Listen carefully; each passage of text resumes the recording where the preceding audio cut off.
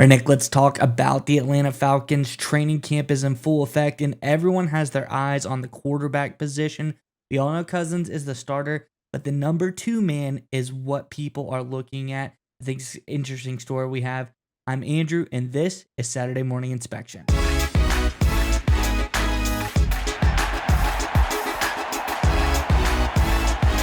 right, Nick, as I alluded to, the backup quarterback battle in Falcons training camp has been very interesting, and there's been some motion, there's been some movement as to who is possibly going to be the new number two guy on the Falcons roster. Let's get into the article and we can talk about it more on the other side.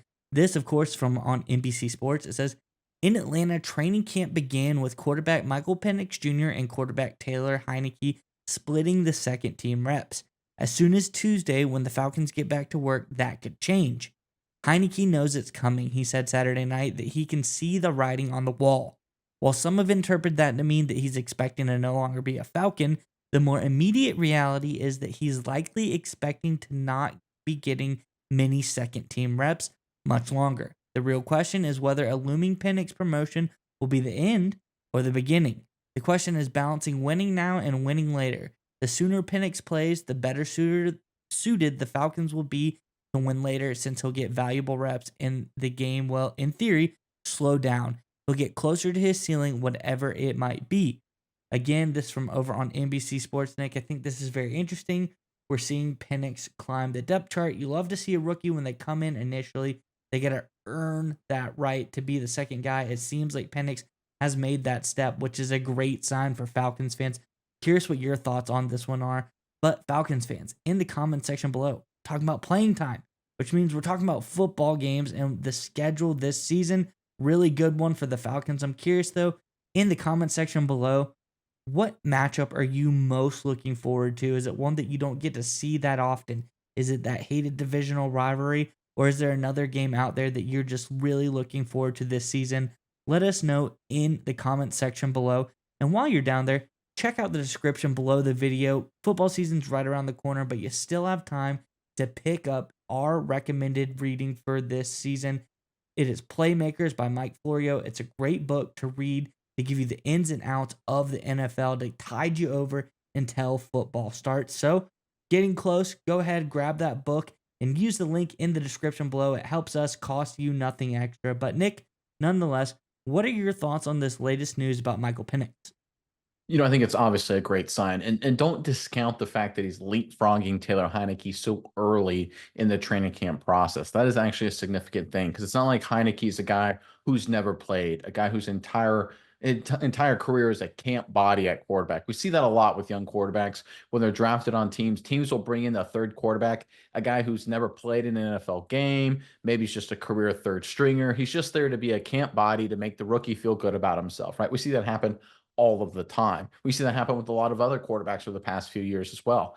But the Falcons took a different approach, right? They obviously kept Taylor Heinicke, a guy who's played a lot of football games, who's won a lot of football games. Guy had a heck of a playoff game for Washington a number of years ago, almost beat Tom Brady in the playoffs. So this is a guy that's obviously very experienced and talented in his own right. So the fact that he's already leapfrogging Heinicke, moving up the depth chart to the number 2 spot, I think it's a great sign for Michael Penix Jr. Because one of the concerns with him was coming out of college. Obviously, he had a lot of talent around him, and it was a very deep ball, aggressive passing game. Washington, of course, Washington Huskies.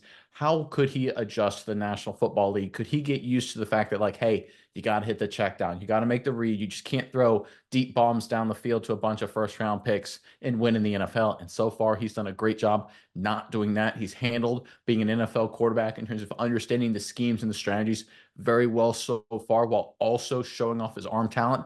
Everyone in the NFL sphere is abuzz with all the highlights of Caleb Williams. Michael Penix Jr. has had a number of really impressive throws as well. And I think that's what the Falcons coaching staff, that's what Raheem Morris and company is seeing right now, that they're seeing a quarterback that is very quickly acclimating to the NFL, very quickly understanding when and where to use his really good skill set in terms of arm talent to take advantage of defenses. And at the trajectory he's going on right now, I'm not saying he usurps Kirk Cousins and becomes the starter this year for the Atlanta Falcons. I don't think anyone really expects that.